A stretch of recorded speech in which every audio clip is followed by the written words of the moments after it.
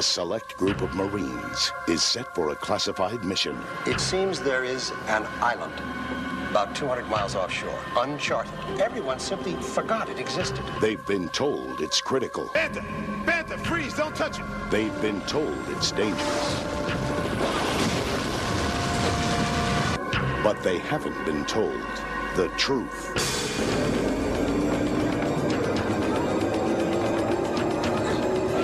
If you thought it was over, think again. Xtro, watch the skies.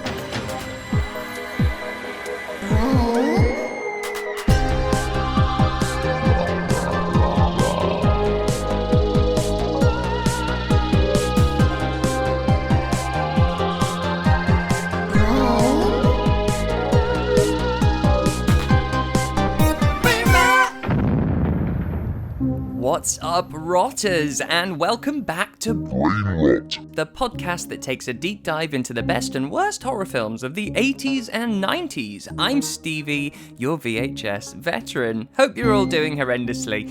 I had such a lovely response to last week's bonus episode from the Patreon vault, and it really meant a lot to me. Thank you. It's strange when you put out something personal about you and your life, because you're never sure if people give a shit, and it's kind of like when people show you pictures of their kids, although people who do that assume you want to see them. You know, with last week's episode, you at least had the choice whether to press play or not. Also, side note to people who show me pictures of their kids, stop doing that. Stop, please.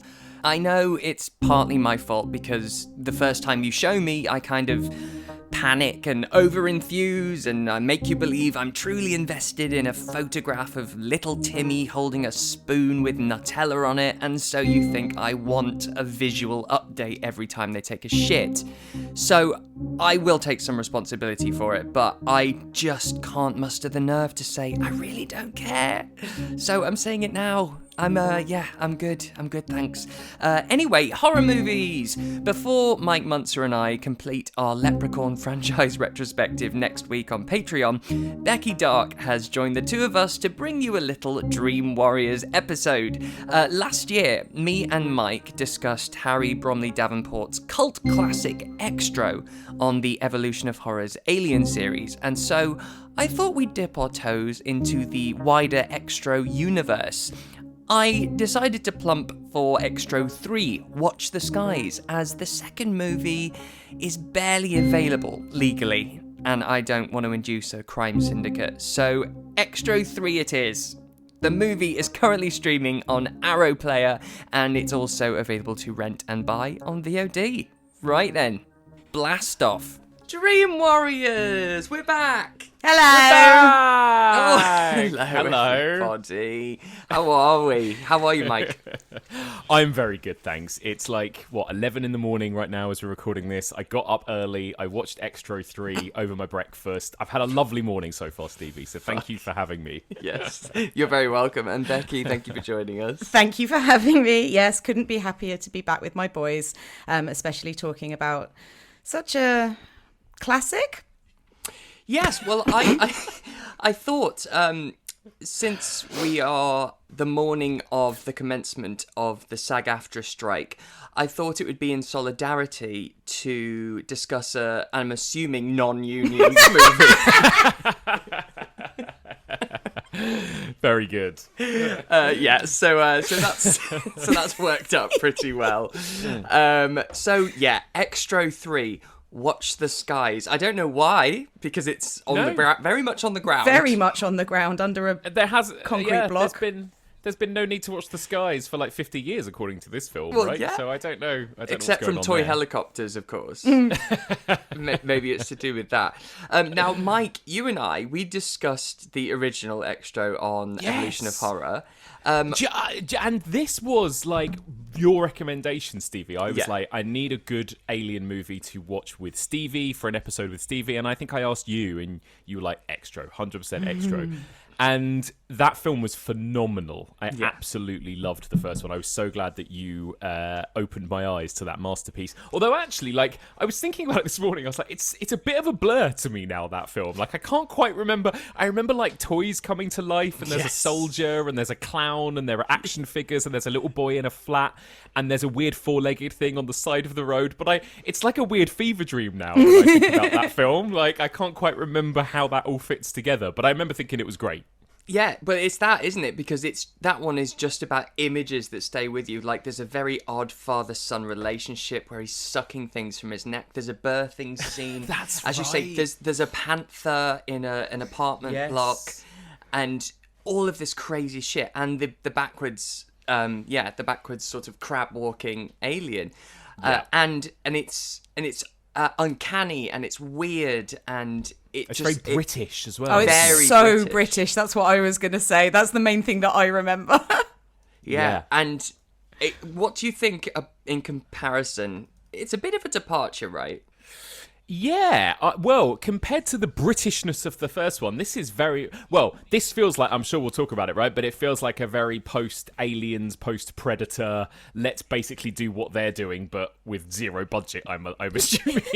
Bunch of Marines out in the wilderness hunting this alien thing. And it's much more like, American military, less of the weird Britishness this time round. Yeah, and Harry Bromley Davenport, who did all three, this was his first movie in LA, first movie in Hollywood, and he got there and he realised it's very hard to get a movie made, and somehow he came away from the first Xtro retaining the rights to the name, but not the story. So that's why there's absolutely zero links between all three.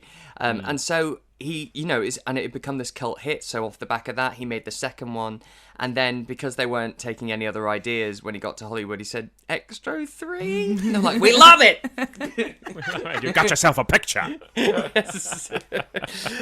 he had a bit of a rude awakening, realising just how different it is. Like, he realised in Hollywood, you're not allowed to shout at everyone on set, and so he was being very British and shouting get your fucking mark and you missed this and all that, and so they had analysts come on set to assess his behaviour and stuff, because you just don't do that over there. God. So it was quite the experience for him. Becky, you've seen the first one, right? I've seen the first one because of you guys chatting about it on EOH, and very happy to say, completely agree. Masterpiece. Absolutely amazing.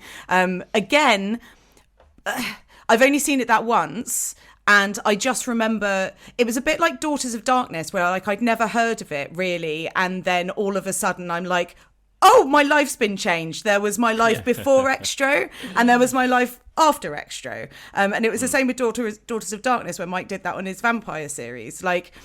There are these films out there that you hear about on the wind, and you never really I guess put in the effort to kind of seek them out, because there's always so much stuff to watch. And then something comes along and you go for it, and all of a sudden your life is improved exponentially because of these wonderful pictures. Xtro was one of those. And yeah, again, mainly just remember its Britishness and just absolute surrealism, and kind of absent fathers and aliens on the sides of the road, and toys coming to life, and panthers, but I don't know that I need much more than that coming away from it, really. It's left me with these sort of indelible images that I'm quite happy just sort of knocking around in my brain rent free.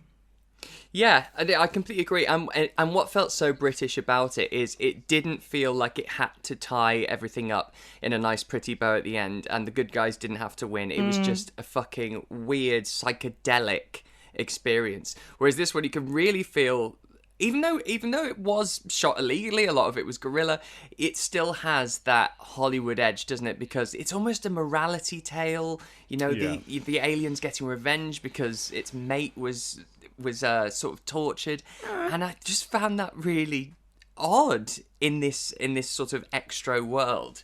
Yeah, I mean, it just doesn't feel like they fit at all in the same franchise, do they? In any way, shape, or form. But except that this movie does have a lot of kind shit of charm. Aliens. Yeah, shit alien. There is something kind of they were like, there's something kind of sweet about it, isn't there? Weirdly, yeah, I think it did have a lot of charm in the way that the first one did. Yeah, definitely. And you've got a couple of stellar castmates there. You've got Andrew Divoff, as in the Djinn from Wishmaster, playing the captain. I was just expecting him the whole time to say wishes. And then you've got Jim Hanks, who was private. I've done it already. He was I nearly said it again. Oh my God! Private Friedman.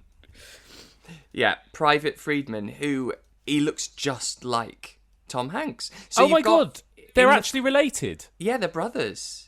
I had this whole thing written down where I was like, he looks identical to Tom Hanks. I didn't actually realise they were brothers. Well, that makes a lot of sense.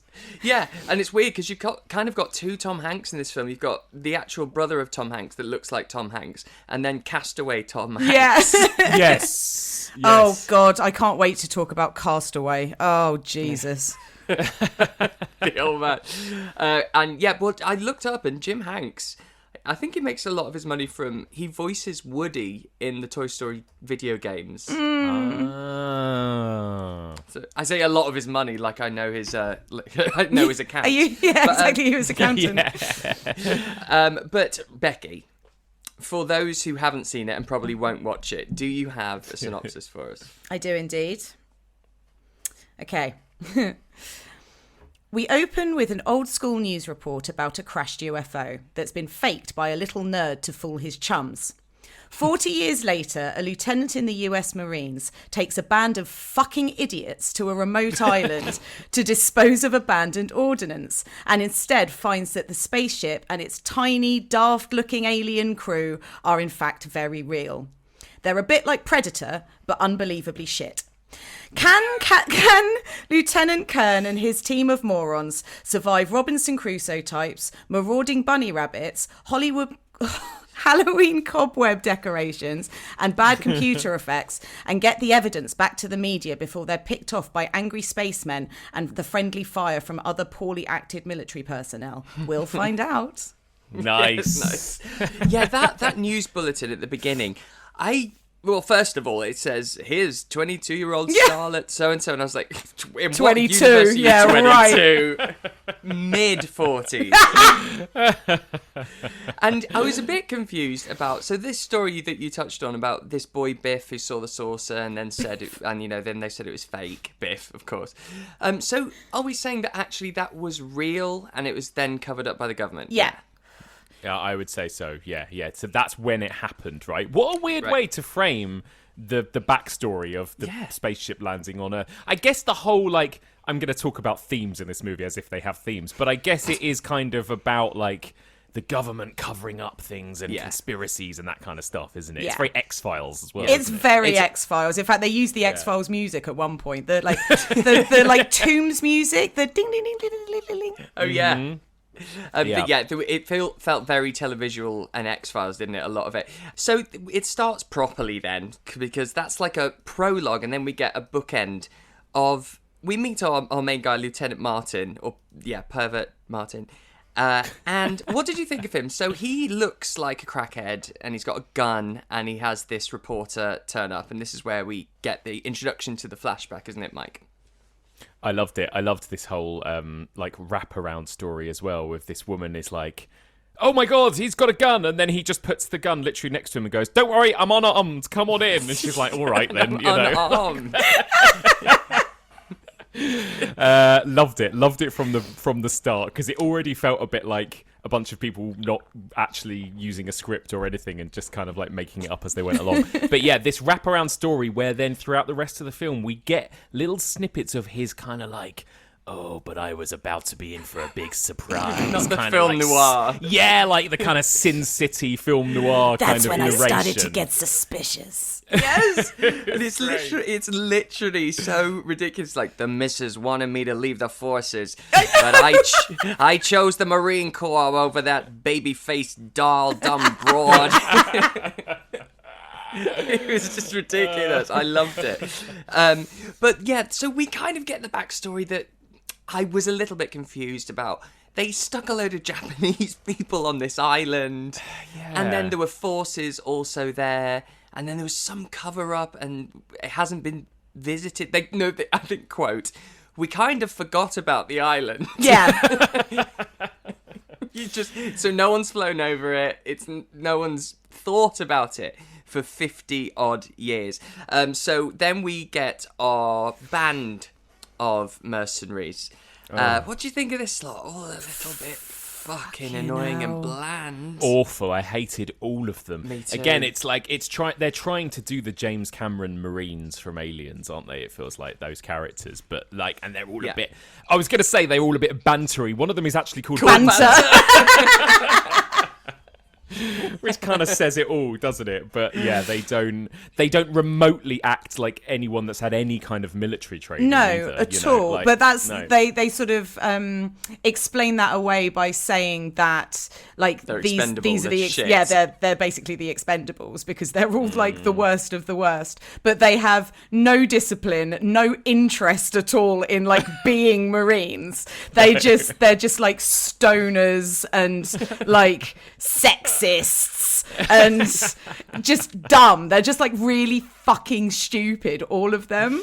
I know. Yeah. It's ridiculous. I wasn't sure if the character Banter was making a joke that she's Tonya Harding, or I know that was weird. Right. That was weird. Like, that was clearly an overt reference. But yeah, was it like deliberate and in-world joke, or was it just ripping off that story? We don't. Or really, is this in this universe? She was Tonya Harding. Yeah, really weird.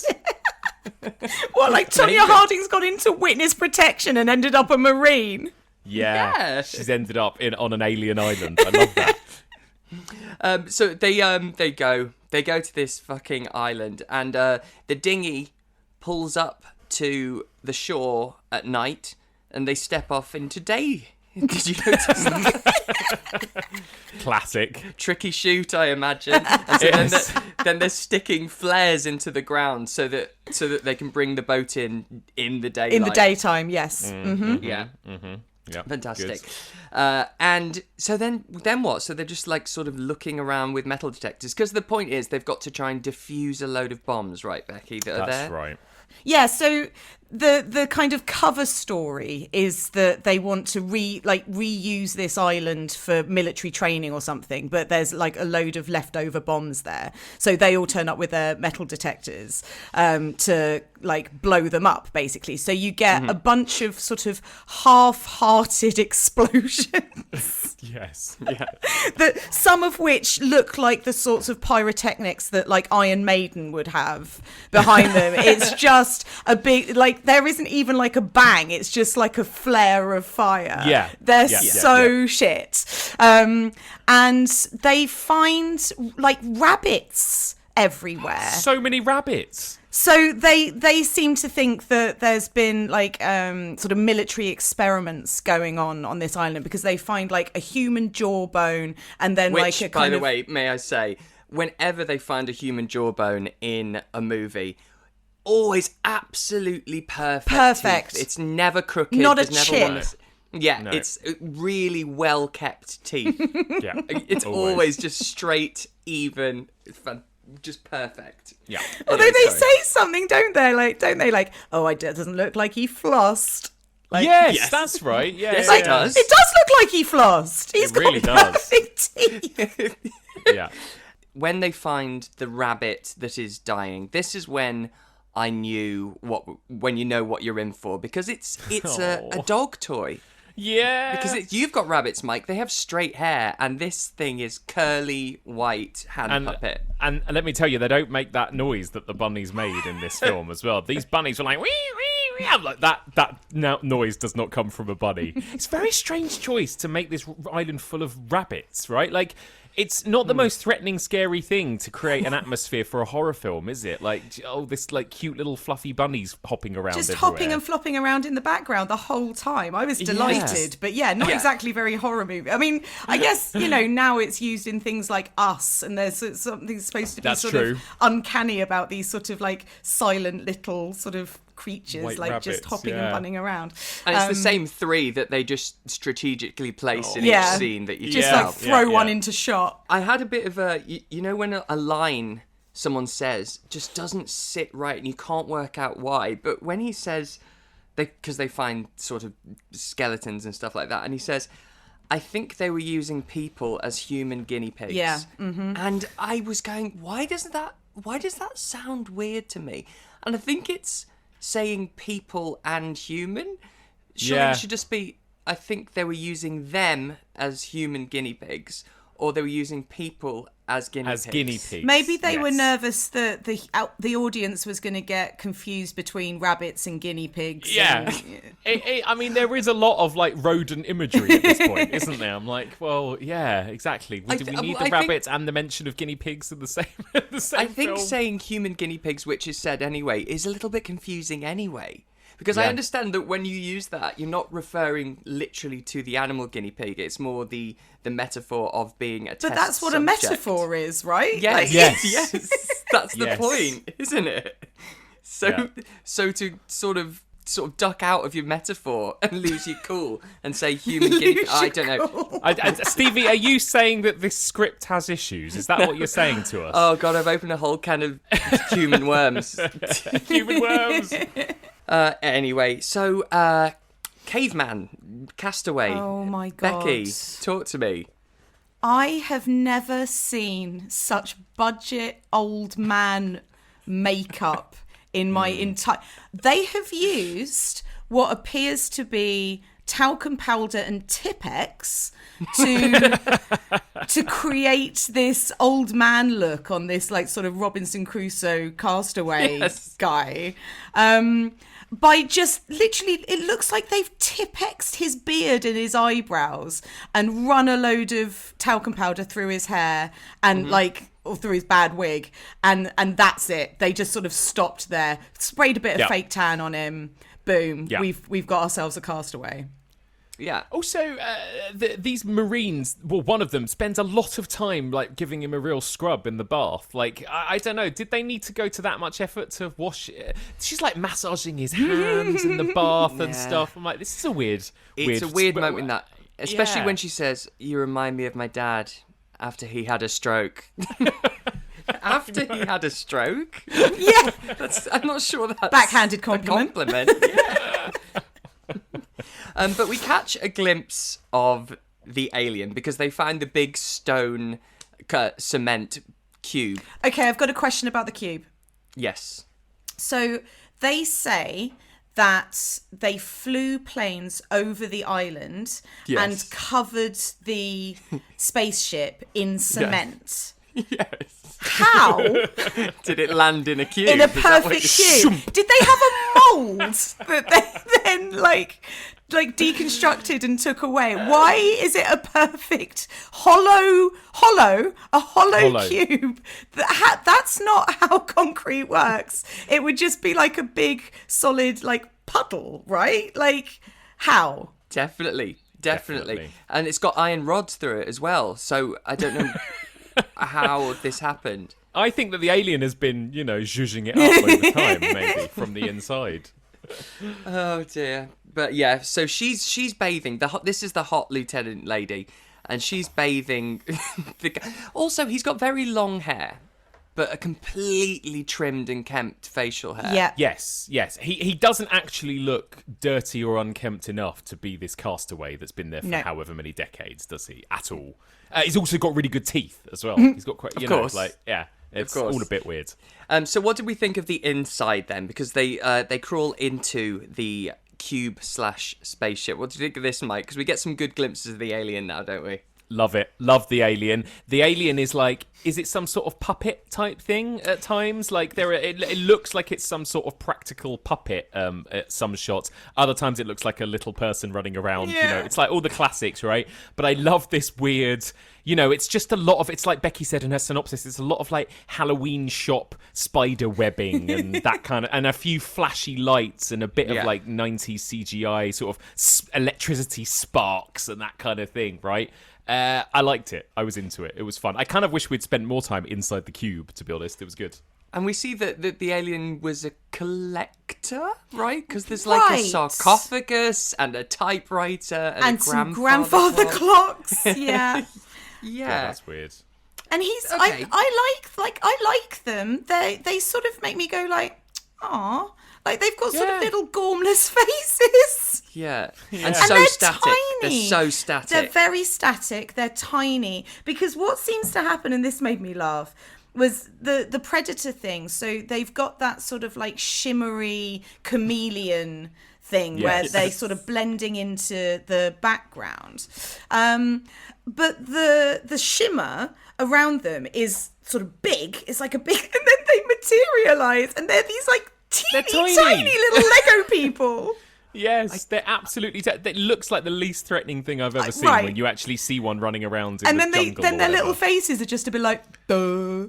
Oh, I know. There's a very strange moment where I feel like the effect didn't come across the way they wanted it to, where it's disappearing and then it appears, but it looks like it stood on a branch and it looks like it's about 3 inches big. Yes. That moment. And I wasn't sure if it's meant to be a sort of Like it's depth. far away. Yes. These ones are very small. Yes. That is it. That's what it is, isn't it? But in fact, it's just like a tiny little figurine that they just put near the camera or something. I think. Yeah, Its main weapon, I suppose, is its tongue. Because there's a wonderful moment where it's static in a tree and its tongue comes out and pulls someone up by the neck.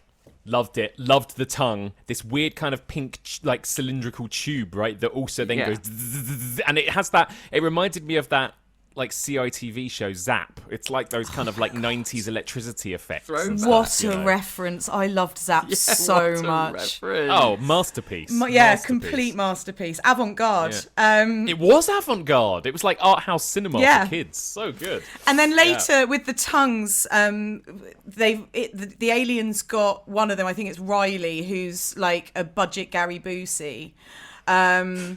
Has him round the ankle and they chop the tongue off and they've literally just used a pepperami. It's just they've just cut a pepperami in half and thrown it on the floor, which makes perfect sense because he's a British director, so he'd know all about pepperamis. It's so cute. Brilliant. I love stuff like that though. It's so endearing. But as you say, they're like pushing their way through cellophane. It's just a lot of cling film. Yeah, cling film and cobwebs from the joke shop. They raided the joke shop for this. Do you get joke shops anymore? Joke shops. I don't know if you do get joke shops anymore. I didn't know if you.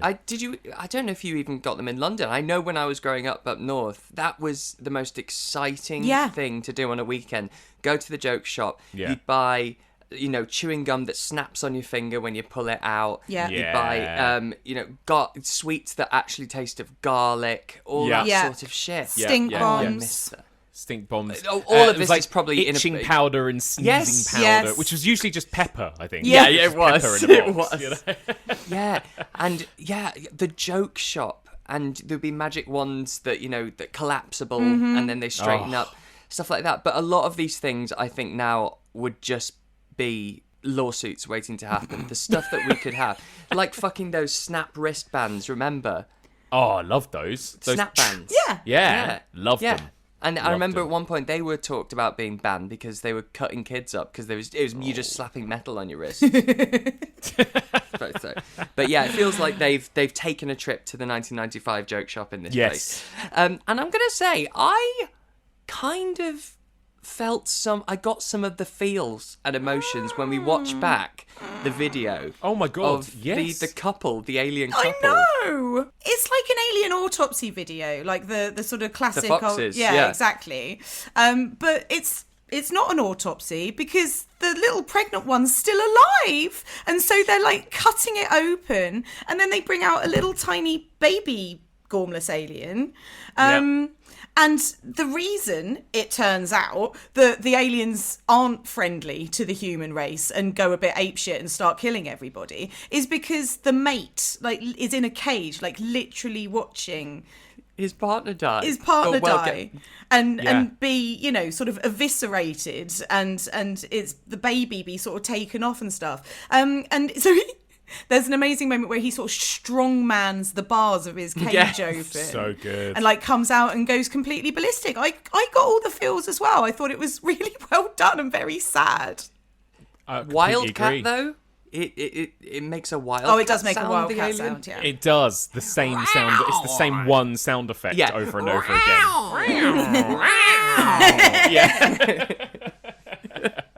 Yeah. This is when the real kind of like, oh, who are the real monsters here? Yes, comes in, right? Totally. Absolutely classic. Yeah, it's Pocahontas. Yeah, basically, it's Avatar. Yes. So that's why Xtro, I'm gonna call them, is then torturing Banter because she's stuck in the web and using very odd things like. You know those things, if you've got a clogged pipe? Yeah. It's one of those little claw grabbers, Yes, isn't it is. Yeah. And he does it through her ear and pulls out a bit of brain. Oh, yeah, that was grim, actually. That was good. I liked that bit. The thing is, though, she seems all right, and she turns and sort of looks lovingly at Lieutenant Martin. And so he goes, oh, I'll put her out of her misery. He hasn't checked anything. She looks fine. Like she smiles at him. And he says, it's what I'd have wanted, and just blows her away. But doesn't even put her out of her misery. He shoots her in the fucking neck. She's going to bleed out. She's not dead. I think the only difference in her, is it just me, or did she go a bit bot-eyed at that point? She goes a bit like... I think she was throughout so the I film. think he's just like, right, forget it. Oh, she like that through the whole film. I think I only noticed it in that moment. I was like, oh, so this brain surgery has just made her go a bit cross-eyed. Like a lobotomy. But it's the fact that he just doesn't even check. He doesn't ask anything. No, not even, okay? are you okay? Yeah. He could have, mouthed it. Anything. Yeah. Just give me a thumbs up or a thumbs down, babe. No, so he just shoots her it's in too the late tit. for you. But that is so much worse, isn't it? Because it's not putting her out of her misery. It's just adding to her misery. So funny. I was blown, excuse the pun, but I was blown away by that. And apparently also that effect went badly wrong. So she had the squib and they used a condom and filled it with fake blood and it wasn't completely secured to her. So when it explodes, it then slapped back on her. And caused a bit of a problem, and so then director Harry called an ambulance, and but they were all like, no, we can't call an ambulance. It's it's illegal. Just put her out of her misery. Just put her down. Boom. But no, they couldn't because everything they were doing was illegal, and everything they had was illegal, and the pyrotechnics, really everything. So she just had to deal with that. Deal with it, bitch. Yeah, and I fucking... Do you know... so many moments in this film, I kept thinking they're going to go for comedy any second because it feels like a lot of it is set up. Like the old man running around crazy. Like, okay, it's going to go slapstick or there's going to be joke after joke.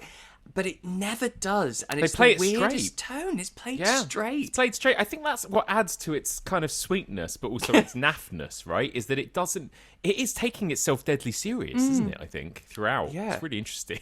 Very odd. And then there's a revelation. One of the privates says, "Oh, by the way, since we got here, I've been documenting the entire thing." I'm like, I haven't seen you doing that. No.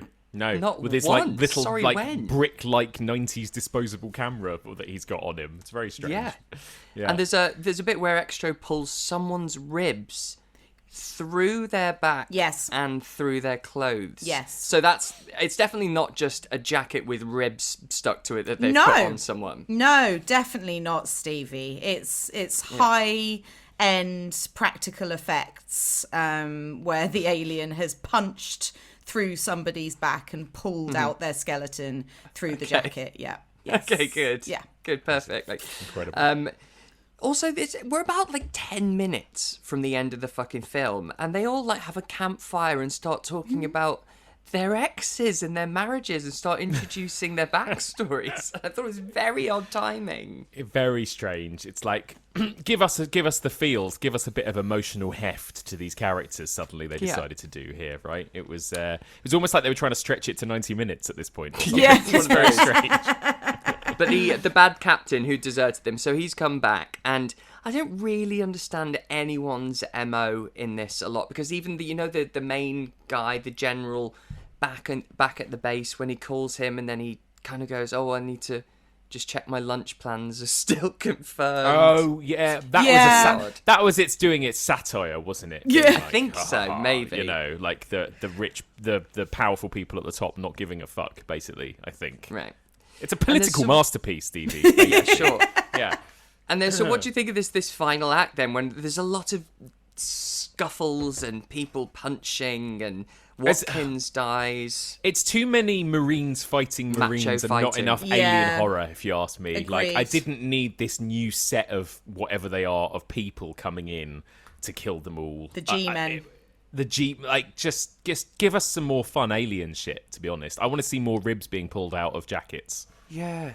There's a few great moments like that, but then it's man on man. And Martin's faced with his choice, isn't he, of whether to kill the alien or let it go. And what do you think of this really lovely message at the end, Becky? It's really Because he spares lovely Xtro, message. doesn't he? I know, it is Because nice. Xtro has his Bonnie Tyler moment where it stood with the wind machine and the good. smoke. So good. What an image. Oh my god! And yeah, so he's got the choice, isn't he, between killing it's like it's so on the nose, between killing the evil captain or killing Xtro, and he thankfully goes for the evil captain because everybody else is dead by this point. The alien has killed all of the Marines and all the G-men, and the G-men have killed any of the other Marines who were sort of still walking around. Hot Marine lady has been shot again. Like, talking about the sort of not having enough alien grewiness, like, it's weird that one of the main characters in that sort of first band of idiots just gets shot in the shoulder, and then sort of like 2 scenes later she's just lying there dead, and he checks her pulse and takes her dog tags and like runs off. It's like, why didn't we have some, really sort of full on, I mean, it's the budget, that's why we didn't, but it would have been really nice to have seen the alien sort of offing like these main characters. I thought it was a wasted opportunity. But yeah, he lets Xtro go in the end, because at the end of the day, Lieutenant Martin, whoever his name is, pervert Dan, he's the good guy, isn't he? He's the guy who is going to bring it all back to the media and expose the lies and expose the conspiracy, and he's Mulder basically. But what I do think kind of connects with the first one is the ending, because the dick ship takes off. We haven't even talked about that. Oh, the dick. fact that Even the ship was ship is a cute, dick. I thought. Yeah. Loved that ship. But so the reporter back at the motel, does she report him as a crazy person? Because they come bundling in. Yeah, I don't know. Because he's telling this woman the story, and then all of a sudden he's been committed to a insane asylum or something. I mean, hasn't he, to as be we see fair, on the news. if I was her, he's covered in blood. He's got the fucking curtains closed in a dirty motel with a gun, saying he's unarmed. Yeah, saying he's unarmed, and saying that there's this island that everyone forgot about. Nah, God, maybe not. Nah. What about little castaway man on his raft at the end as well? Yes. That was hilarious. And then running down the street saying lies or something at the very end of the film. Lies! They're all lying. They're all lying. I just think it's a really odd film, and considering Hollywood technically weren't involved, it does feel like it panders to a Hollywood audience, even though we know it wasn't. It was all guerrilla, and it was written and directed by British people. I guess this was him trying to go, look, I can do Hollywood. I can do it. I can do the morality story. But can he? He knows. He says very openly, I've made 13 films and a lot of them are not good at all, but it was fun. Oh, it's definitely fun. It is fun and it's endearing, but it does feel like, it feels a bit like a group of kids trying to make a Hollywood movie. It really does. Yeah. Yeah. It's like And it's like something you'd see on Son of Rambo or something. Like, I don't know. It's like that kind of a vibe. That's such a good shout. It's very much that. And I think also, I think where it fails for me is, and it's not its own fault, just the amount of, even, we fucking talked about Leprechaun 4, the amount of things, the amount of movies that think just referencing Alien or aliens is enough to make it watchable. And I think I'm just bored of seeing that. Every time I go back to any kind of film that's to do, any kind of sci-fi horror, it's just Predator or Alien every single time, nearly. Yeah, when you know that in Act 1 you get introduced to a bunch of douchebag Marines. Yeah. And you're like, oh, fucking here with we bandanas on their fucking head. There's an aggressive female one. Yeah. Butch. Oh, Yes. God, it's so... Even- James Cameron has got a lot to answer for, I think, doesn't he? Even the title card, you said it over our messages, Mike, is because it's Xtro cubed. Yeah. Yes, it's just trying to be Alien 3. So funny. And it, absolutely is Predator all over, isn't it? Oh as my well? God, it's yeah. like, it's so funny. But with like these teeny little guys, I don't think they're meant to be. I really don't. I think it's meant to be a perspective shot. Is it a scale issue? It's Yeah. They come across as, you know, in Buffy, the little fear demon, and it's like actual size. That's what they look like. Like they're like, you could fucking step on them. Yes, it's and that, you know, this is like the X-Files again, isn't it? But those kind of 90s Roswell aliens, right? That did look like those little grey men. It's really going for that kind of a look, isn't it? But it's not very menacing. And it was 1995, I think, when Fox did that Alien Autopsy, when they did that on TV, and people weren't sure if it was a hoax or not. And it's, come on. And it's weird because, again, like, this film almost feels like it's... At the beginning, you think, is it going to sort of comment on that with the little boy shooting the UFO video and it was a hoax and it got everyone freaked out, and it's like, oh, it's a bit like the War of the Worlds radio thing or the Alien Autopsy thing, but then that doesn't really go anywhere. But I think it's like trying to kind of weave in some sort of theme like that, isn't it? Well, the other thing it made me think of, and in no way near as extreme or fucking terrifying, but Fire in the Sky, when they're sort of torturing her, and when you're sort of inside the cube and stuff, it was like it was trying to sort of almost push that, you know, that sort of aliens are scary because of the stuff that they can do to us, you know, if they sort of start poking around type anal thing. probes. Yeah. Ah, god damn it. Yeah. They look a bit like those aliens, actually, don't they?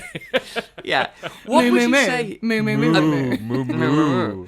Oh, that wasn't that the first episode? Yes, of it Star Wars? was. And the best. The first and the best.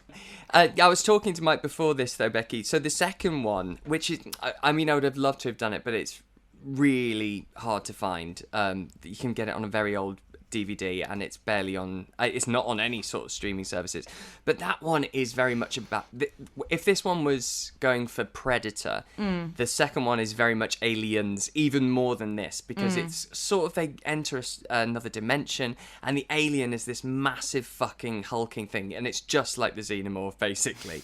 And that one, I think, and it goes for more of the horror on that one, and I really hope it comes around to being more readily available, because I think it is superior to this, and it's more on a level with the original one. So I'd really love to see that. And I was just thinking about, it's not one of my favourite genres, aliens, favourite subgenres. And I was, what is the last really good alien film? Well, Mike, you did a whole series on it. I don't know. That's a good question. I can't remember now. Which ones came out recently that are good? I like the Cloverfield movies, but they don't really show you a lot of alien stuff. No. Well, no. I think Under the Skin is the last incredible. Oh yeah. That's and again, that's kind of a different league almost. Did you really. just ask us a question so that you could give the perfect answer? That seems. Yep.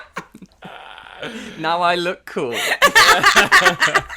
Yeah, all right, fine. You got us there. That is the best one, isn't it? I was going to say wrong to whatever you said. Yeah. Oh, God. Well, there you go. Xtro 3. Thank you, guys. It's always lovely, isn't it? I've loved it. I don't know how to do an outro anymore. An extra. Oh, I'll tell you what I haven't done. Only because they're not that exciting. But in other territories, in Brazil, it was called Xtro Massacre. In Greece, it was just purely called It Comes From Above. Oh. In Hungary, it was The Terror Continues. And then in Russia, my favourite, it was Extra 3. Curse of Heaven. Ooh. I feel like there's a lot to unpack there. Ooh. Yeah. Quite like Curse of Interesting. Heaven. It sounds like a metal album. Yes, it does. And I also like Extra 3. Yeah, Extra. So it's about like a really angry supporting artist in a movie. It sounds like. Yes. Obviously, Oh my Xtro just was not translatable at all into Russia.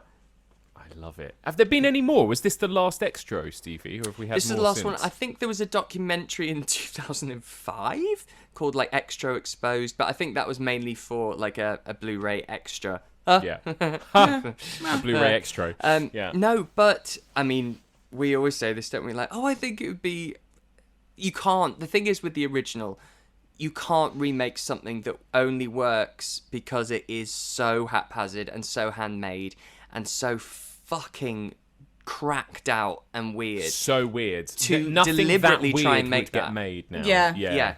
Yeah. And to try and make something deliberately fucking bizarre and uncanny, because that only happens by accident, doesn't it? Stuff like that. And I just don't think you could remake anything like this. And also, it's just too weird when you think about it. I mean, it's the sort of thing that I think with like Skinamarink, I think that's the closest we'll get to Yes. bizarre, baffling filmmaking. Yes. And then there's just exhausting discourse about it that goes on forever, So Yeah. it's almost not worth it. Mike's so bored of fed up. Skinamarink. I'm so I bored of know. people writing in and telling me I'm wrong about Skinamarink or whatever it is,